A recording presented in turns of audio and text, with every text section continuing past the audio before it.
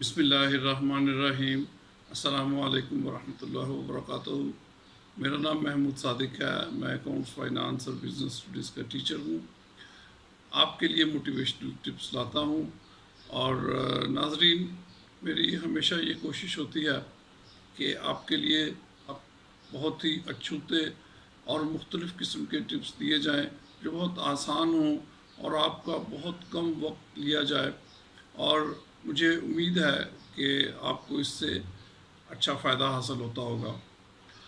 رمضان کا بابرکت مہینہ چل رہا ہے اور امید ہے کہ آپ بھی رمضان کے روزے رکھ رہے ہیں اور اچھے سے ہیں۔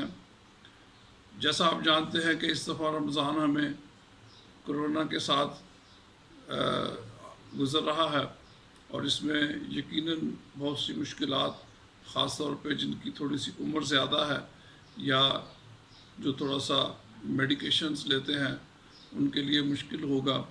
یہ میں نے پہلے بھی ان سے گزارش کی تھی کہ آپ اس پہ بہت زیادہ توجہ دیں، کیونکہ اس کے ساتھ ساتھ کرونا ہے۔ خاص طور پہ اپنے گلے پہ بہت زیادہ توجہ دیں اور سب میڈیکیشنز کو ساتھ میں رکھیں۔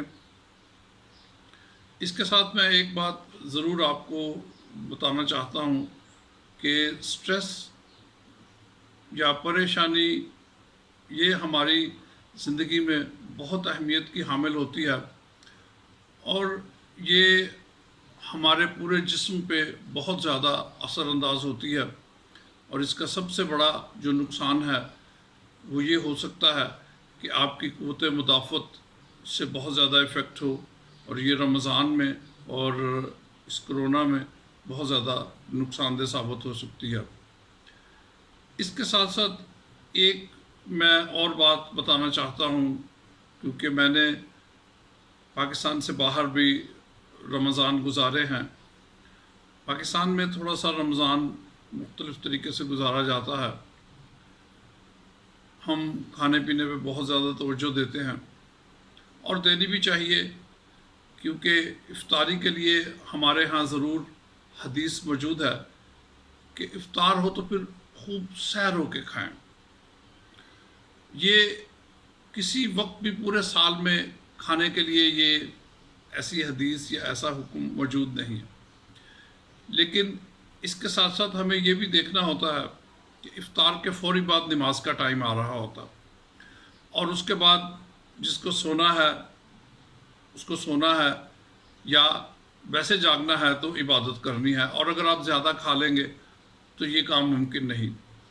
اور اس کے بعد سب سے امپورٹنٹ یہ بات ہے کہ سحری میں بہت زیادہ کھانے کی شاید کوئی حدیث میری نظر سے نہیں گزری، لیکن زیادہ کھانے کے ساتھ ساتھ ہمارا اہتمام بہت زیادہ ہوتا ہے۔